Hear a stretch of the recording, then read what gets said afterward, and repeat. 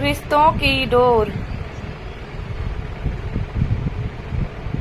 Doctor सागर, तुम्हारे पापा की रिपोर्ट आ गई है। सागर, डॉक्टर साहब सब ठीक तो है ना? कोई चिंता की बात तो नहीं है? डॉक्टर सागर, तुम्हें हिम्मत से काम लेना होगा। तुम्हारे पिता को कैंसर है, वो भी 3री स्टेज पर है। सागर के पैरों तले जमीन खिसक गई, उसकी आंखों से आंसू बहने लगे। डॉक्टर ने उसके कंधे पर हाथ रखा और उसे पीने के लिए पानी दिया। डॉक्टर सागर, तुम यह बात अपने पिता को नहीं बताना, उनका हार्ट पहले से ही कमजोर है। सागर, डॉक्टर साहब, अब तो साइंस ने काफी तरक्की कर ली है, आप बढ़िया से बढ़िया इलाज शुरू कीजिए, पैसों की चिंता मत कीजिए, मैं इंतजाम कर लूँगा।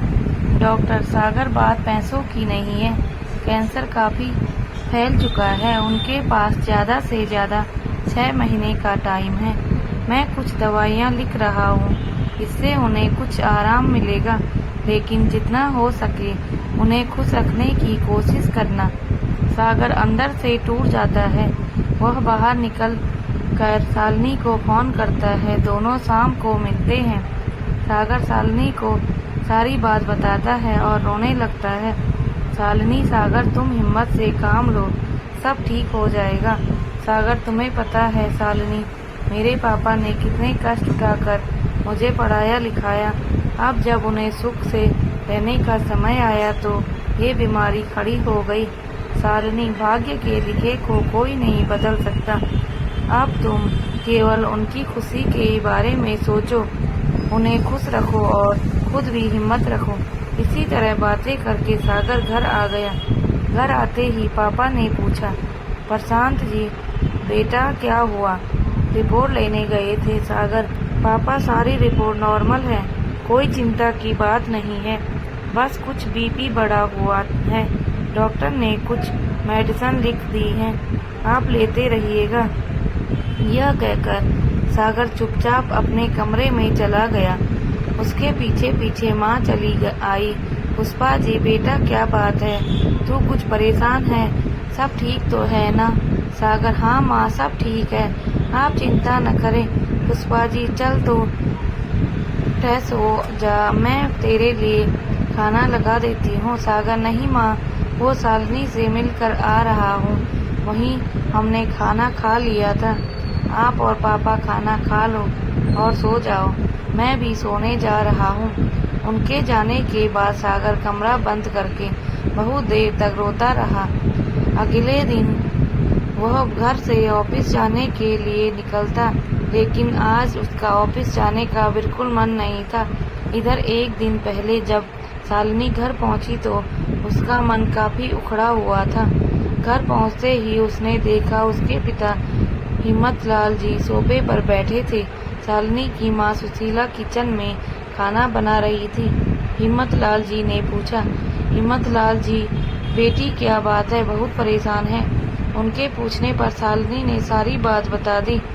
उसकी बात सुनकर हिम्मतलाल जी ने कहा, हिम्मतलाल जी यह तो बहुत बुरा हुआ, बहुत ही सज्जन हैं सागर के पिता। कुछ देर चुप बैठने के बाद उन्होंने आगे कहना शुरू किया, हिम्मतलाल जी बेटी इस समय तुम्हें सागर का साथ देना चाहिए, वह बहुत तनाव में होगा। तभी सुशीला जी किचन में से बाहर आ गई।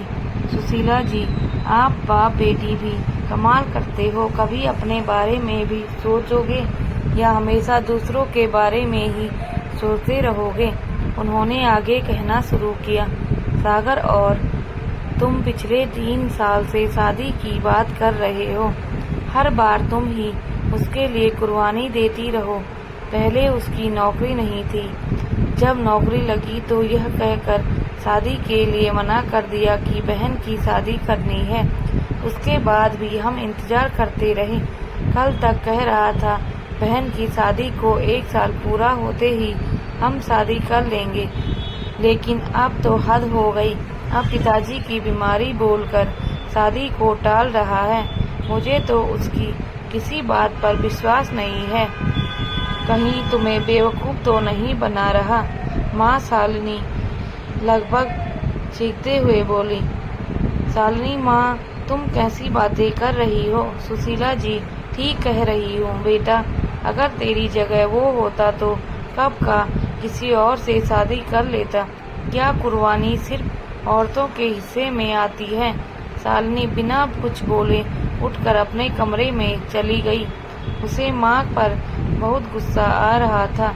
वह कुछ देर तक बिस्तर पर पड़े पड़े रोती रही। फिर उसने उठकर मुंह धोया। फिर वह माँ की बातों के बारे में सोचने लगी, लेकिन इस बार उसे गुस्सा नहीं आया और कहीं न कहीं माँ की बातें ठीक लगने लगी।